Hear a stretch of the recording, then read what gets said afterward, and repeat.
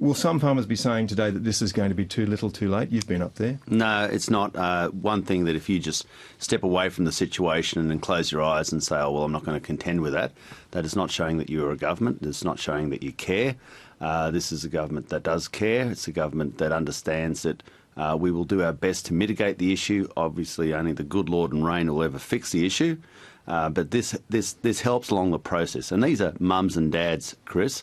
They're not multiple billion-dollar organisations. They're mums and dads that have tried their very best to manage the situation for an extended period, close to that. Really, they'll be 2 years without income, and I don't think any of your listeners would like to live 2 years without any income.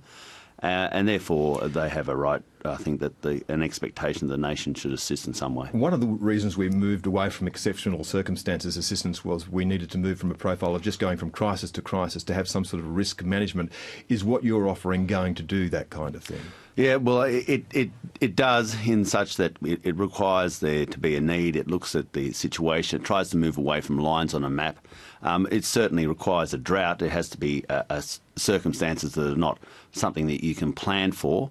And I believe that after 2 years, or if a person has been a year and a half without any income, no solid rain at the moment, can't get a crop in, they're definitely more than 6 months away from further income, that this is a situation which is completely different to the regular dry periods that you would expect to manage for. Will there be concessional loans? Well, we already have a form of concessional loans. I don't think it's giving away too much to say that you have to assist people by giving them access to cash. Now, Chris, you've got 3 ways you can do it. You can find them something that they can sell that they never knew they could sell before, and in this short period of time, that's not possible. You can give them the money, and when exceptional circumstances was in full flight, just the interest rate subsidy alone cost the nation $717 billion, and with the income support, it was more than $1 billion a year program. Or you can lend them the money, but you have to lend them the money at a rate that they have the capacity to easily repay. Now, the problem with farmers, of course, is the weather. The problem with manufacturing, for example, is the dollar, which is like the weather. There was nothing they could do about that. Why can't manufacturers say, why wasn't I offered this kind of thing from the government when I was struggling? Well, I suppose the farmers had to deal with the dollar as well. They're both exporters, and I don't. But think there are different conditions in every. Yeah, but I don't industry. think any factory says, well, we're not going to be able to sell anything until it rains. I don't think any household will say, well, I'm not going to get a wage check in to pay for the mortgage until it rains.